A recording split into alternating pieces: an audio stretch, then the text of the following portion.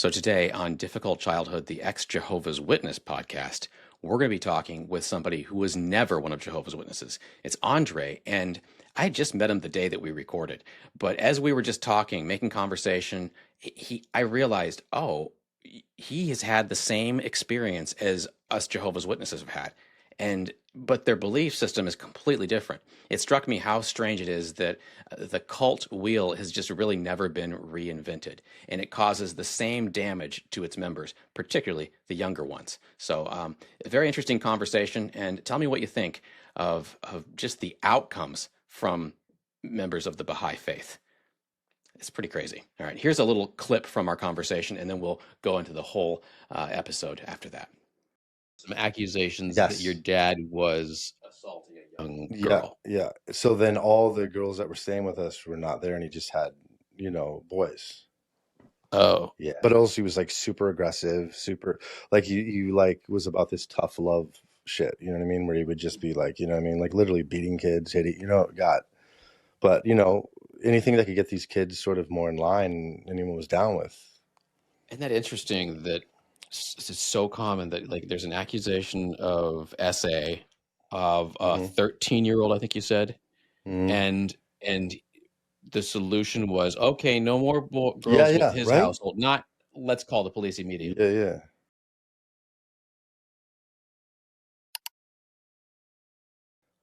Welcome back to Difficult Childhood. This is the podcast where we talk about growing up as Jehovah's Witnesses and leaving the organization, but then having a better life afterward, just completely away from that high control cult. Today, we're talking about something a little bit different, but I'm always struck by how nothing is all that different. Andre, thank you very much for joining. You were raised, I understand, in a high control religion, but tell me about it. So, I mean, here's the thing. I stepped away from that religion many moons ago, and it is called the Bahá'í Faith. Bahá'í Faith. There's like an apostrophe and some other stuff in it. Yep, exactly. And it was, I want to say 200 plus years ago out of Iran. And the basic thing is unity in diversity. We're all one people from one God. You're not allowed to proselytize. No premarital sex, no extramarital sex, no drugs, no alcohol. And I believe masturbation is frowned upon as well. So you're not allowed to proselytize about the religion. Is it kind of like Fight Club? You don't talk about Fight Club? Exactly. It literally is like Tyler Durden, baby. Yeah. Wow. Yeah. Stop. So I just said how similar it is. So we'll get to how similar Which also, I don't know anything about Jehovah's except for like Watchtower, and you've heard about Jehovah's Return, or if you went to somebody that was a Jehovah Witness and you try to go trick or treat, they would answer the door like, we don't celebrate. We don't do the Halloween snow. Yeah. So how does this religion spread if you aren't allowed to proselytize? I don't know exactly. So strange. I don't know. It's almost like the whispers around the campfire. So don't tell anybody. And then they want to. Exactly. I feel like it's like that. It's like being able to dial in the best and worst parts of gossiping. Do you know what I mean? Like, don't tell it, but tell everyone. I don't know. And there's what is called a fireside, which is, I don't know. So the meetings or like the moments that you have with other members is called a feast, maybe like a feast for your soul. I can't remember. I blocked a lot of this shit out, and no, most people don't know about it, but apparently, at least this is what they used to tell us, it is the second most widespread religion in the world, supposedly. Back in the day. I mean, like I said, I've stepped away, and I have some friends that are still Baha'i, and I don't know. It's just it's different, but I don't know. This is literally my second interaction with anybody who knows anything about, or not interaction, rather. The first thing I heard about it was watching Rainn Wilson's podcast. Yeah. Because he's a practicing, but he was converted as an adult and became Baha'i. Baha'i, is that right? So he is like a Baha'i. He can be Haim Baha'i. I don't know. Hello, the Pope. You just don't know how you're supposed to say this stuff. But no, it just seems like a strange religion, but I guess all religions seem strange if you're not familiar with it. There's the Bill Burr bit about like, your religion, Scientology, only seems ludicrous because the guy had a driver's license who started it. Yeah. It was recent, but mine is normal and it makes more sense because it was 2,000 years ago. You were able to like hide things more, and people couldn't fact check you as much. So you just put these things in these scriptures, and then they carry on, and people misinterpret, I'm assuming, to Yeah. their own whatever. Yeah. Yeah. Damn, you go hard with the religion things here. Oops, I sweared. Sword, Yeah. You said cursed. damn. Yeah. Well, I'm going to something. Sorry. Okay, so what did it look like do your parents convert? Oh, And yeah. This is interesting. So my father actually, I feel like he really just joined the religion to get my mom. she was already in. I feel like no, I don't know if they're already in. I feel like they're investigating, as they call it, investigating the faith. Is like they have these certain terminologies that like I learned back in the day that I haven't thought of in years Yeah. because I'm so far removed from it. Yeah, there's always that cult terminology that you're like, there's a cult word. I can tell it across the chasm. Right? Mormons can tell it whenever I say something, JW culty. There's just little things you do. And like that's not a normal way to talk, dude. Yeah. And as my brother has previously stated on other podcasts, is like all religions are a cult in his brain, right? Because like you generate revenue, you control people. Do you know what I mean? You know what I mean? You get it. You've been there. I know not much about Jehovah's too, so I feel like we're both looking at each other with like minimal knowledge of each other's respective cult. Yeah. I think something that I found that was pretty universal was Stephen Hassan's or Hassan's. I can't remember how you say his last name, but he wrote a book about the bite model, and he broke it down into if your religion conforms to this, it is not only a cult but a high control cult. Like if they control your behavior, any information you take in, the last one's emotion. I'm drawing a blank on what the T is. But if they control all the information you can get in, you're not supposed to listen to the others. Only we have the truth is truth. You have to listen to our information. Thought. That's what it was. Thought control. They Like control your behavior, the THOTS thoughts. information, your thought, and your emotions. Those are the things that Oh, they okay. control in your everyday life. And it's not just that you go to church on Sunday and feel good about singing songs. It's every moment of your life. Your behavior, information you take in, your thoughts, and your emotions are controlled. Would you categorize Baha'i like that? Is it like a fully immersive your whole life type I of thing? mean, yeah, absolutely. I mean, you literally have, you know, children that are born. I was born into the religion, right? And then there's a thing, and like this is like I haven't even talked about literally any of this with too many people in general. At least for us, because we're in a small rural town in Alaska called Seward, Alaska, and I mean, still called. I did past tense, anyways. You would sit down at like wherever you're at, and it was called feast, and you would pull up like a book of writings, and you would read the writings like prayers. Out loud or to yourself? Yes, yeah, out loud with everybody in the group. Oh, But and this is everybody also just like, take turns reading? yeah, exactly. Oh, gotcha. Like different scriptures from, and I can't even remember what because we have like prayer books. You'd read the prayers to people, and then I don't know. There's all kinds of like, to me, odd nuances. But like, I was born into it. I was like, you know what I mean? It kept me like, sober, no drugs, no alcohol, no premarital sex, no extramarital sex. All of these. And like I said, I know nothing about the Jehovah's cult. Yeah, So very similar. yeah. You'd go to a kingdom hall, which is what they call their church. You do take turns reading things aloud. You have to read from their magazines and their articles, and also from the Bible. Sometimes you have an assignment to go up to the front and read, to the congregation. And there's no premarital sex, there's no smoking, there's no, drugs or alcohol. No, alcohol is used, but only strictly by people who are legally allowed. Like you have to be Oh, so, 21. They don't. but Yeah, but the is it a adults, tool oh my or God. just? No, they just drink like fish because they're all stressed out. Yeah. Okay. That's interesting. Yeah, I had no clue about that. I've never actually done the research on it. They're not supposed to overdrink, but it's kind of a super like. There's this thing, the headquarters of the church. We had a guy on who used to work at the headquarters of the church in Brooklyn, and he would empty out the recycling. That was his job. He just bottles after bottles of hard liquor, just everywhere. And like he's like, it was just massive. There's no way this a number of people should be generating this much liquor bottles, Yeah. empties. And so they're all stressed out and they're all drinking all the time, but they're not supposed to be overindulging. But everything else is pretty much no, don't be. So you're not allowed to drink at all in Baha'i. Yeah, no. And then, this is interesting, I think. So, there's a 19-day fast Hmm. that like you would fast. For Well, 19 days every 19, year. well, it's yeah, 19 days every year, but it was like sunrise to sunset. Oh, I So it's see. not like a true 19-day fast, but still. Yeah. But it was sort of like the mentality of you like there'd be like exemptions for it. Like if you were doing sports or something, if you're in school, then you wouldn't have to fast because you're exerting yourself. But then it was almost like this mentality of like, well, if you can fast and do all the sports, like no water, like nothing. So like I'm, 14 years old and like I was a swimmer. So I swam competitively for like 13 years. So I'm like 14. Quality. Yeah, right. And then not drinking water, not eating, and then competing. Like it was some sort of Oh, like your commitment to the faith. And I don't know if that was just like how my parents decided to do that, or I what don't was know. the point of it? Was it? I mean, I feel like there's something. I don't remember at this point, honestly, Mhm. because like I don't know. There is a point to it. Obviously, they can't just, or they. I guess they could, but they didn't. They had some way to like back that up, but I don't. I don't recall at this point in time. How did it affect you? Like, I guess because that's the theme of the podcast here is difficult childhood from high control organizations. How did it affect you, like as a kid? I mean, I was obviously we don't have anything to compare it to because I I didn't grow up as mean, a regular it kid. depends on how you would describe that, but for me particularly, my father was coined as like a soul healer.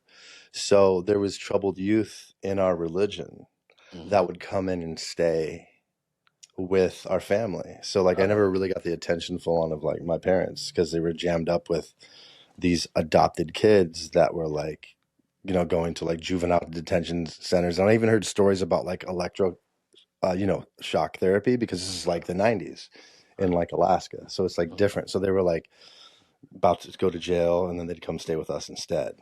So it goes Oh deeper wow. and yeah, it's a whole other I thing. read that brought a lot of chaos into the house too. Of course. Like, I mean, these I don't want to condemn somebody for helping out kids who are in a bad space, but Yeah. also if you already have your own kids to take care of, you're taking on kids that have been from all kinds of Yeah. horrors. And there'll be like some 15-year-old girl that got like by someone in her family or like this girl's promiscuous. She's sleeping with boys in the hallways. And it was like, well, your dad did some really inappropriate things to you at a young age and you're wondering why she's behaving this way. So it's like things like that. And it would just be like holy figures or people that were high up in, I don't even know what the term is, but in the religion, that would be like the classic pointing the finger at people. So I don't know. It's just a lot to think about. Yeah, there was a young girl and that I knew when I was a kid, and she's super sweet, but she started getting really, really, um, from our perspective, hypersexual. And Promiscuous. she wasn't even, I don't think, doing it, but she was definitely making you aware. And then it came out later that her dad had done some pretty horrific things to her, and so she Yeah. was acting out. But I remember the locals not taking her accusation seriously. No, he's a good guy. He would never do that. And Yeah. then just saying, no, she's just a slut, and she wants to act out, and she's using, making up this story. So it was very much a don't believe victims type of thing. It was just Yeah. and don't do anything to if somebody's acting a little funny, just shame that behavior Yeah. rather than going, what's going on, Why Bubba? exactly? Yeah, let's get you some therapy. It Let's get makes you it taken care simple of. though, right? Let's get that daddy ears into Yeah, jail. exactly. Yeah. Crazy. It's awful. Yeah, pretty terrible, but I don't know. Yeah, to be born into something like that. Were you born into your religion as well? Yeah. Yeah, so Yeah, my similar. mom was only 3 when her mom signed up, and then my dad was, like, 23 or 22 when he decided to switch from Yeah. just, I guess, Lutheran or something. Yeah, it's Lutheran really. Non-practicing pretty much, but yeah, my My my mom grandparents was were was Lutherans. raised Lutheran actually. And so Yeah. she went from New Mexico as Mhm. a speech pathologist, special ed teacher, and then went to Alaska because they paid her school and all this, and she worked out in these villages and super sweet blonde woman, beautiful, all that. And then she meets this diver from Brussels, Belgium, that he goes, I migrated. It's immigrated asshole, but he migrated to the U.S. as he said, from Belgium to Alaska, and he's a deep sea diver. Opened the first diving shop, and then they met through what's called a feast, where people investigate, like I said, those cult terms, the religion to join it. So they met there, And, he figured out quickly like what it would take to get my mother. And it like my brother and I were able to unpack this later in regards to he already had an entire other family. Oh, Like he had it, he went through a divorce and whatever his back in narrative that Belgium. he's, huh? Back in Belgium. Yeah, but he quote unquote brought them to the US to save his marriage. So he brought his wife and his two children. So I have an older brother, older sister that are half. So that was like his journey. And then he met my mom, 13 years age difference. I think it was they were 25 when they met, or she was 25, he was 13 years older. So I want to think like, or say maybe like 2 years ago, my brother goes, well, you understand why, they got together. And I was like, what do you mean? Well, because he used to crack this joke. He was like, oh, well, I already had a family. But then he would be like, ha, but then, I had to have these kids in order to get your mom. And we thought that was funny. And I was like, oh no, this is actually what it was. He knew the cost of admission to get this young lady that was 25 whose father died in a car crash when she was 8. To get her, he had to give her babies. He had no desire to have children. So he had all three of us. That was Directionally so. her thing. If we're going to get together, I Yes, want to have kids. I need the family, which is like natural for a woman that was Yeah. born in the 50s. Like that's that 50 housewife mentality. You want kids, you want, right? So that worked and panned out for him. Yeah, absolutely. But then we realized, oh shit, he actually didn't want us. Oh, that's a great feeling. Yikes. Feels lovely. My dad wanted me. He loved me though. Not like your dad. My dad like won't love me. Congratulations. So that adds another layer of not feeling, super valued. That sucks. When did you leave, or just kind of? Do you have to leave, like, or they're just like, I guess he's not Baha'i anymore, or is there like because you have to draw a line in the sand with JWs. If you leave, they will not talk to you. If you that type of thing. Well, it was like there was a whole thing where there's all these like allegations of like mishandling of young ladies. So then always shocking, that's right? what it I boils never down saw to, that, isn't or it? young boys, whatever they're into. God, Right? damn. We never really had issues, at least that I know of, like, but there was all kinds of like rumors about what was happening. I didn't, fully understand. We could feel things, but we didn't know, right? But it was just so essentially what happened is he got called out by Your dad did. yeah, because like, there was like issues with the girls. And like I said, I was young and actually I had left. So my brother and sister had to deal with this whole thing. I think the first time I tried to get away was at age 10. I was like, yo, send me to China just to do anything different. My brain was like, I need something else. So right before my junior year of high school, I went to the East Coast. And then like, I think everything went down. I don't know if it was that. I'm bad with the timeline right now. Or maybe it was like when I went to LA for the first time. But I feel like as I went to the East Coast, everything happened. It blew up. There was no By more. everything you mean there were some accusations that your dad was assaulting a young girl. Yeah. So then all the girls that were staying with us were not there, and he just had, boys. Oh. Yeah, which was as far as like enough, but also he was like super aggressive, super like you like was about this tough love shit. You know what I mean? Where he would just be like, you know what I mean? Like literally beating kids, hitting, God. But anything that could get these kids sort of more in line, anyone was down with. Isn't that interesting that it's so common that like there's an accusation of SA of a 13-year-old, I think you said, and the solution was, okay, no more girls with his household. Not let's call the police immediately. Yeah. And I know there's times have changed about that. It used to be like the 70s. There was like, I have a funny uncle. No. And people weren't doing anything about it. Yeah. But I think now they are more, but these religious groups seem to be holding back quite a bit. Was that something? The reason Jehovah's Witnesses do not have mandatory reporting when an elder or a church leader finds out about an accusation of SA, the reason they don't have that is because it gives the religion a bad look. They call it, you're giving Jehovah a bad name. That's what they call it. Oh, wow. And so it puts all this pressure on you to make sure that, they never say ever, they say, adhere to any local laws, but they never say you need to call the police when you find out a church member has been messing with kids. Yeah, it They taints the never religion. say that. Yeah, it taints the religion, right? Is that a thing then with Baha'is? You think that was why it was maybe tucked a little bit? Like, let's not make us look like this is a I don't know. systemic problem. Yeah, I mean, I feel like that had shades of that, but it was like they were so pious and that like everything was, you know what I mean? Like, I don't know, like vibrating at a higher frequency, kind of, you know what I mean? Like just a different. It was like they wouldn't say they were superior, but it was like that superior vibe to everything, and then you know what I mean? Yeah, right. Yeah. Definitely, us and them, we are special, and this is the truthiest, godliest place. Wow, same, different. That's wild. Yeah. So you guys actually, I understand that you guys, the Baha'i adherents, do they believe that like somehow Siddhartha, Buddha, and Jesus and all these The prophets, or there's something special and they're involved with each other? Yeah, exactly. So, and I don't remember the order. We talked about this earlier. So, there's manifestations of God. So every like 1,000 years, a new manifestation of God He's gonna comes get right out. one Like of these it's like a shoe drop every 1,000 years. That new shoe. Oh shit! It's got the technology, whatever, right?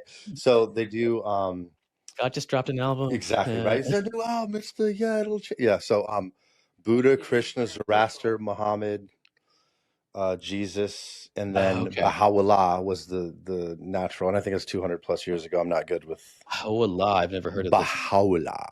Baha'u'llah. Yeah, so that was the one. That was kind of their Jesus, their Jesus, their most Buddha. Recent iteration of God. Then exactly. And where did Bahu out of Iran? Oh, okay, gotcha. Iran, bro. Yeah, right. All this stuff happens in the Middle East. A lot of it seems to be happening over there. That's pretty cool. Except for the Mormons, they got America Jesus. That was pretty cool. We got American Jesus. Right. Yeah, that's good. Which there's no cheese in American cheese, which is always like been amusing to my brain. It's processed American food. So they somehow think that even though the teachings are pretty different, each one of those is a manifestation of God, and that's just him in a different way showing up again. Exactly. What is the purpose of him, from their point of view, showing up so many times? Is he not getting something right? Is he or is he reacting to changes of humans? It's exactly that. As far as like the messages at the time, they're ready for that message. Here's a new manifestation of God. Now you're ready for that message. It's like, once again, like I would probably aggravate or annoy people that are in the religion because I've been detached from it for so many years, but that's what I was learning. And also I don't know what like the people in my circle taught me versus like, but I remember coming to Los Angeles for the first time and then hearing how they spoke in the Bahá'í Faith Center off of like, very divergent. It's just different from what I was taught. Like, for example, like you weren't able to look at pictures of Baha'u'llah. There was like one picture somewhere, but because you didn't want to, God was the focal point, not the manifestation of God.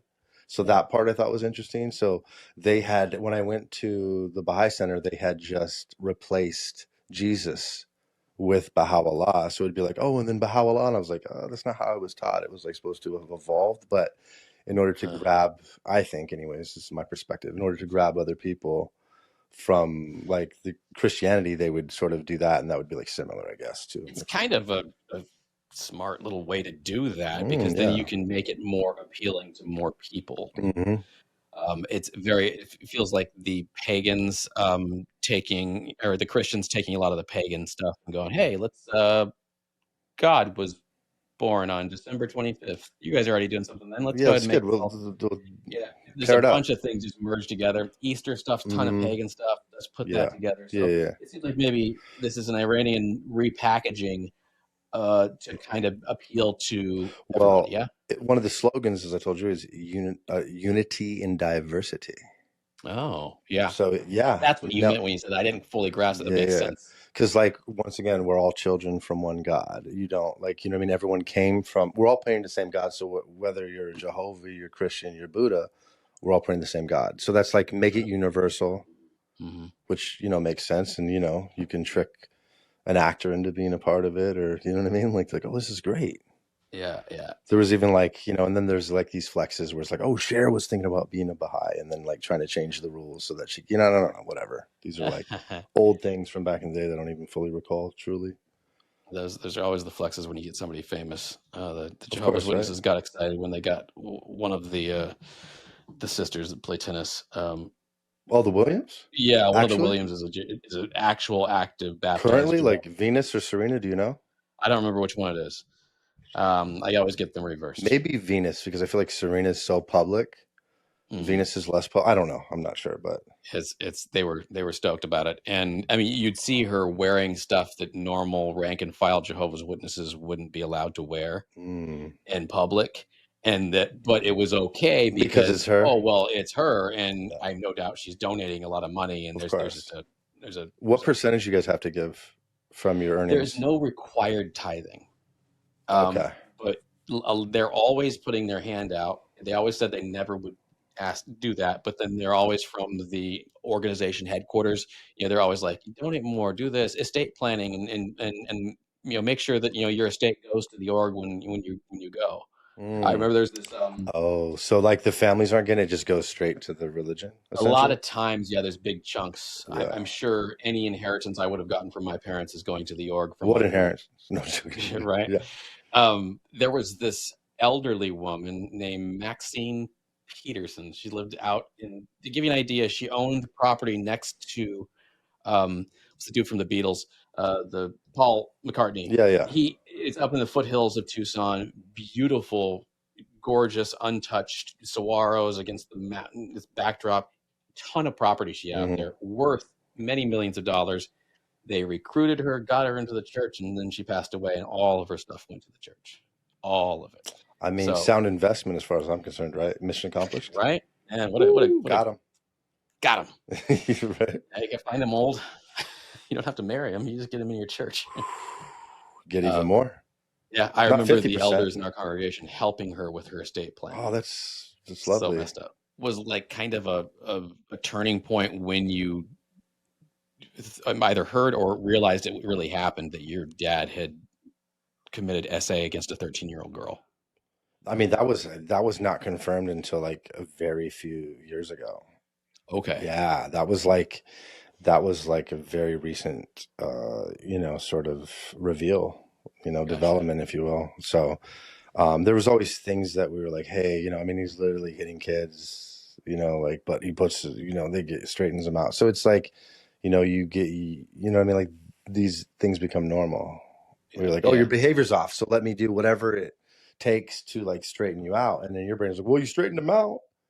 No, the kid just spirit was broken and just did whatever so that these things wouldn't happen. At least that's my perspective.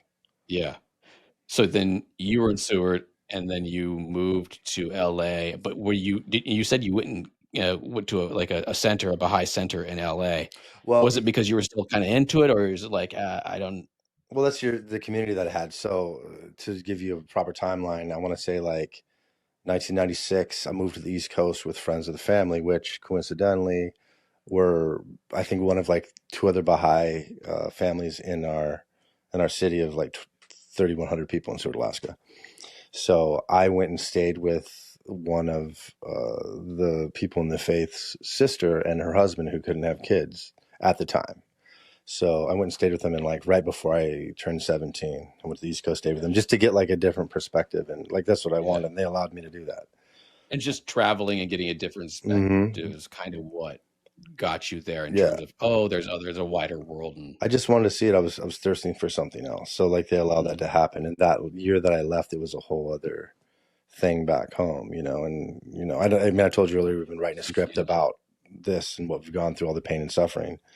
And all the abuse, right? So that's what my brother and I have been focusing on for the last 5 years, and just hitting brick walls and stop signs everywhere.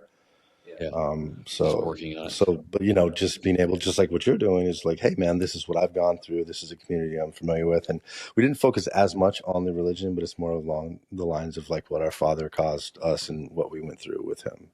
Right. And and it even if it isn't directly associated with the religion, it sounds like it's permitted. It's Yeah. basically, well, you're the is it a patriarchal? Most of them are the father's the head of the household type of thing. Yeah, I mean, honestly, like, I also don't know like what the actualities were because I was in my little sort of environment. It's just what I was told. So I had to like, right? Because as a kid, who do you know growing up is like your family, your mom and your dad. So you listen to everything that they say or you don't.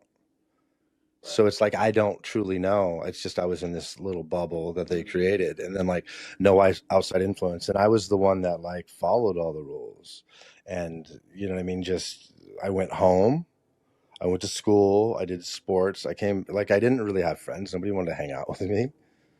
You know, like it wasn't like my sister, my brother. It was a different experience for them. That's another tenet of Jehovah's Witnesses is that it isolates the kids from being normal, and so then you can't just go out in the community. Like I wouldn't have any friends at school because I'm kind of a weirdo. Yeah, because you're in that weird cult. Yeah, We're not a yeah, cult. We're a religion. yeah, yeah. No Oh gosh. Christmas as well, right? Because we didn't have Oh Christmas. really? Oh yeah, no. So Christmas is a weird time. I actually do not like the holidays. Oh, interesting. Because I leaned into it Oh, you did. You went the instead. other direction. Yeah. After I left, now I do Halloween hard and I do Christmas at the whole house. Actually, the lights just got put up, even though it's right now it's early October. Get your prep, We baby. Let's do it. Yeah, yeah. Well, they give me a deal for going in there earlier before the rain starts. They don't want to get on my roof. The thing's steep. Oh yeah. But it sounds like so you had no holidays. Did you do birthdays? Yeah, we definitely did birthdays. That's nice. Mine were particularly unpleasant. Why is that? Mm, I don't. I just it didn't feel. It would be like an afterthought. It'd be like Robbie and I were talking about like Valentine's Day, where the guys on Valentine's Day are going to the gas station, the grocery store to grab flowers or anything just to put it together. That's what every one of my birthdays felt like. Where Oh, it'd just be like, oh, here's a cake, we got it, or like I always go back to my 12th birthday, which is particularly painful for me as a person. Got a Nintendo, super excited, and then the caveat was you need to share that with your brother. I'm like, okay. And they're like, here's a CD player. I'm like, oh, 19, I don't know, wait, was it 89? So yeah, like 10th birthday, I think. 1989, I got a CD player. Got some music. He got a bike on my birthday. CD player for him, bike for me. Ninja Turtle watch. I was like, oh, sweet Ninja Turtle watch. Got him a Ninja Turtle watch. So it was like, never got the, hey, this is your day. You at least get one day. Like, you know what I mean? Which is like, I don't know, why, poor me. why was he getting a present I so don't know. close? Was his birthday close to yours? No. So it was they give you a little something and then they give your brother something bigger right next to your birthday, huh? On the day. On the day. Oh yeah, this was literally here's yours is that. But you know, my brother's almost 4 years younger than me, and it's like I don't know like exactly what that was about. It's like Eric Cartman when he has to get a present anytime one of his friends gets a birthday present. Yeah, It's like what? yeah. It's I don't. It, but at the time, like you know, and these are these things I can go back and retrospectively look at and be like, oh wow, that's interesting. My friend and I were talking about how differently our parents remember our childhood Oh than yeah, we do. It's just every time you touch a memory, it changes a little bit, and yeah, it's just yeah, like, what the heck? Humans are ridiculous. yeah. But so it sounds like the idea was to be broadly appealing, and then to the public for this religion, Baha'i, and then to control people. But is there a central organization that receives funding from the people in the I feel like they congregation? must. I honestly like this. I don't know what was true. Is like what I knew. There's the main spot. There's one in Wilmington, like near Chicago. Mhm, And then there's a center in Haifa, Israel, mhm. like a big, beautiful place with all these like insane gardens and building. You know, it's like I don't. Uh, Well, say what you will about religion, they always have their architecture pretty good. dude, Solid work. seriously, no, this is down like really nicely done. Well The done. Mormon temples are nuts. The Catholic churches all over Europe are just gorgeous. Yeah, they're Yeah, yeah. stunning. Where did they get the funding? Yeah, I wonder. The people. So I think maybe the upshot here is that being raised Baha'i is similar as Jehovah's Witness in that you have to be different than the world around you. You look different, you seem different, you're adhering to different rules, and as a result, it's difficult for you to socialize and become really close with people. Yeah, Yeah. yeah. Isolation on so many Mhm. levels is obviously you fully And it understand. sounds like they also have the quality of the Jehovah's Witnesses have, where a lot of people are drawn to this type of organization because they can have control over particularly younger ones. I know they're Jehovah's Witnesses. We had a whole episode on this that they have an occurrence of CSA, child SA, issues about 8 times more than the Catholic Church. Wow, that's impressive in a negative way. Yeah, they're good job, Yeah, guys. yeah. Good bad The word. best worst. Yeah. But there it is. There's this place that people who want to do things that are immoral and harmful, they're drawn to that because it's a high control environment, and then you can get away with stuff. Yeah, and I feel like, I hadn't heard that type of that terminology until you said it. So high control environment, is that what you said? High control involves that bite model, the behavior information. I lose T, and thought and emotion. Oh, we also used to have, just to give you a little more insight into that.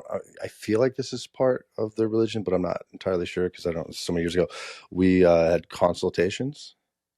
So at the end of our day, we'd sit around in a circle and talk about the problems that we went through. And I remember something in particular, which was crazy. We had this, and literally like a room full of kids, like, ranging from, we actually had an older one that was like probably 19 or 20, and then all the way down into like, I don't know, like your early teens to mid-teens.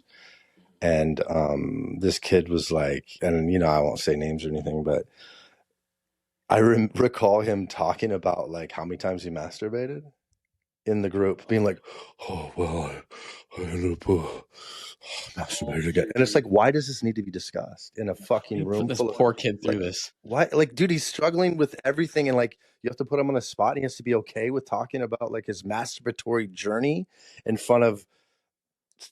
Right, I know, and it's like in at the time, I was like, we would give that kid shit, so we're terrorizing this poor kid as he's soul bearing on this shit that he's gone through, and it's like, wow, man, like that's where we're at as people, and we're just like, yeah, you got to do better and not do that, and he's literally talking about what he's going through, and maybe just let him do it and not discuss it, but that would be like a topic, and there's 4 girls, 6 boys, my mom, my dad, my brother, my sister, and we're just like, this is what we're doing. And this could range anytime from 15 minutes to like 3 hours on top of sports, an entire school day, and then homework.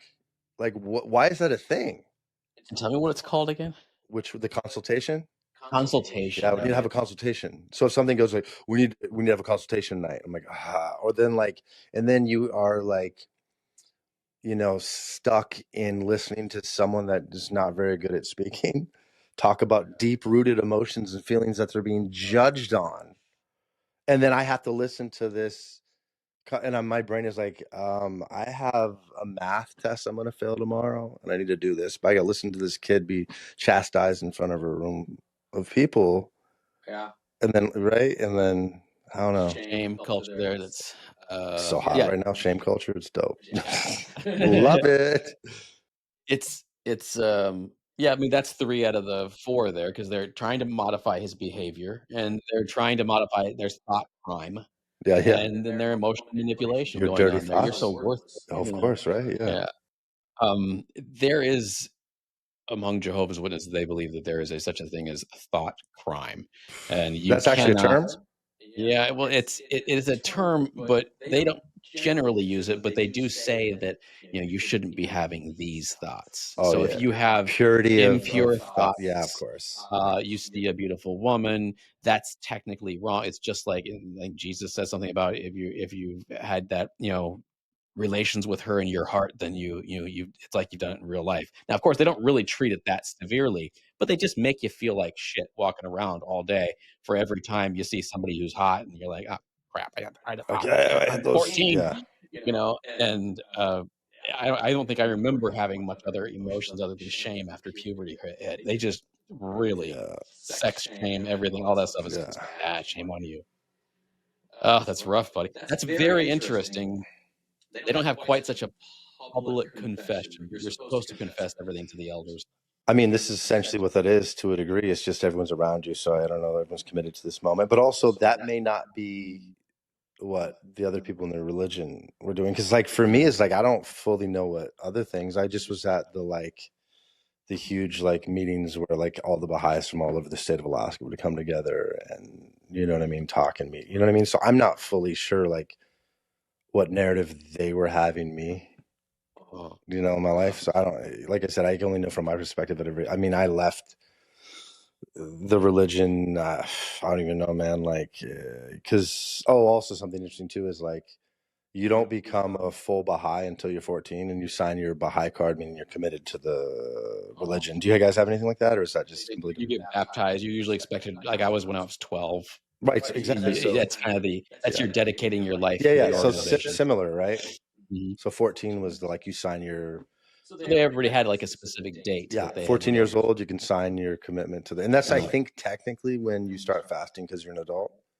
Which I think the oh, first time that I was fasting doing high level sports was ridiculous. Like not eating, you know what I mean? dehydrated, so dehydrated. So dehydrated. I still don't even drink water now, man. Oh, yikes. Um, Well, that's interesting. Yeah, they do pressure you early in life. In fact, one thing they said was, if you want to get your driver's license, but you haven't dedicated your life to God and gotten baptized yet, what are you doing? You're backwards there. You shouldn't be, asking to be responsible to drive around in a vehicle if you're not, baptized. At least they weren't trying to coerce you at all, you know what I mean? Thankfully. Everybody's going to be so proud of you. And there's no time like when you're 12 years old to make a commitment for the rest of your life. That's why you're allowed to get married when you're 12. In your No, oh, okay. I was it's like, wait a just minute, what? it's Like absurd. Why would that be a time? I mean, in my opinion, like I don't. get them while they're young and Yeah, impressionable? I don't know, man. you're not getting these people anymore off of knocking door to door. Yeah. So you gotta grow your own disciples. Yeah, fair. That makes sense. I guess my point there though was, at what point did the indoctrination from growing up Baha'i did you go, wait a minute, this I mean, is I kind of felt it the whole time. like it was But falling off you as even in your teen years, it was just slowly yeah, it kind of just it dissipating. wasn't, but it was like that. I don't know. And then obviously the pressures of being a part of that, and it was like part of something special in a team and all that kind of whatever. But so I don't know. I want to say like, I mean, when I was younger, I felt it, and like this is not what I need to be doing. But I can't remember the exact time. I mean, into my teens. I mean, I want to say like once they went, and I don't even know if I signed my card at 14. Maybe I did, and I feel like I did. But after that, it was like over for me. Once I really hit my teens, I was like, nah, man, this is not, this is off. And then when all the things happened on the, actually, you know what? I think it might have coincided with when I was on the East Coast, and my brother and my sister had to deal with that, where they like, purged all the young girls from, under my father's care. And I think that was like, I was like, yo, what? Okay, hold on. Yeah, yeah, yeah, exactly. You and hey, maybe there's something funny here. Yeah, I mean, like Yeah. I could feel it, and there was always rumors that people would say all kinds of things, like you know what I mean. Like I don't know, it was different. It was like constant, ridicule growing up, and like you guys are weird, which I'm sure you never Right. experienced, right? Never. Yeah, exactly. Um, So probably yeah, 17 is like when it really clicked into my brain. cool. I would say probably Mhm. when I was like, nah, I'm good. Yeah. Yeah. Yeah, there's always throughout my, even though I actually didn't even formally quit the church until I was 37.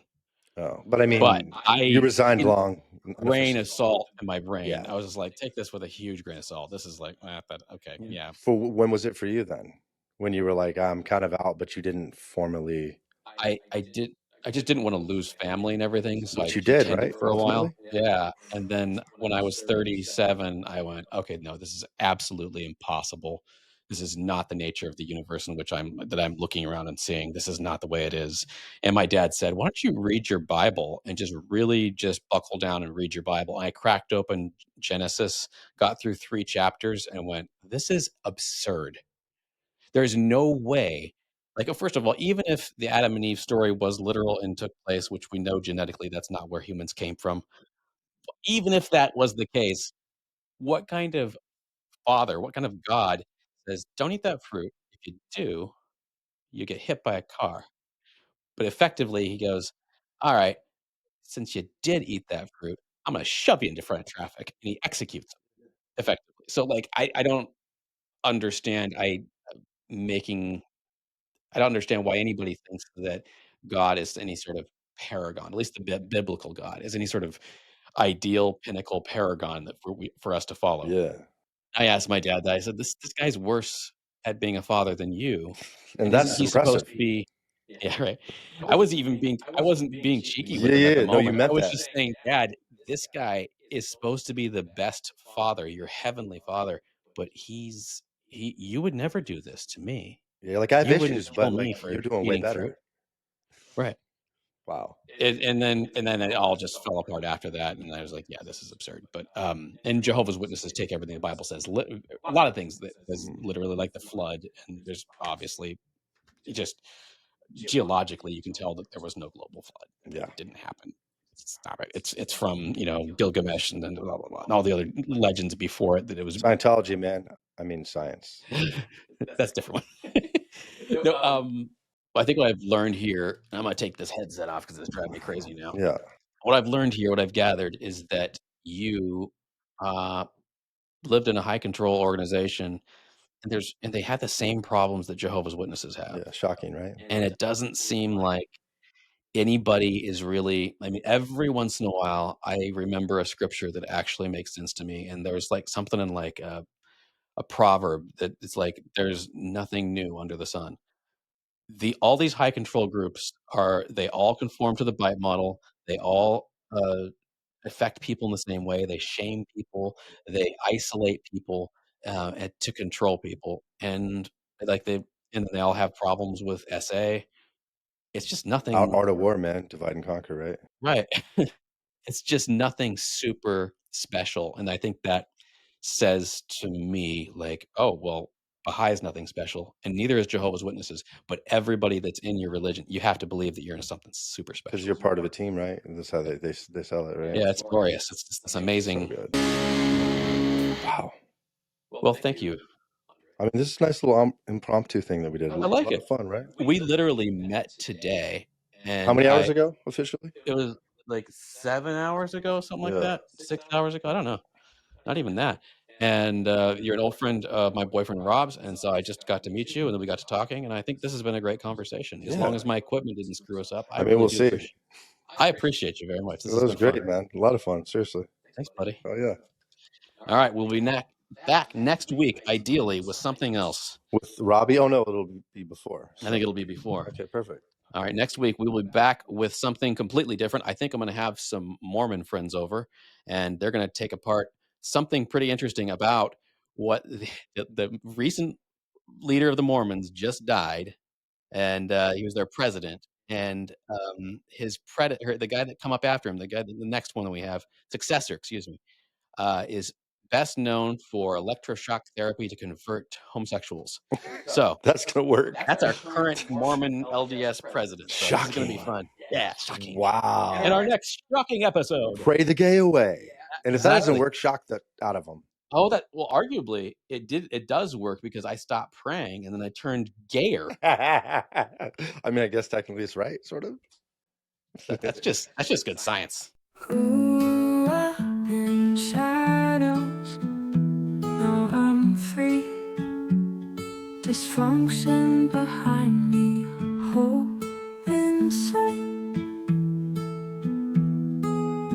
New family found, safe and sound. Past was dark, but I'm not bound.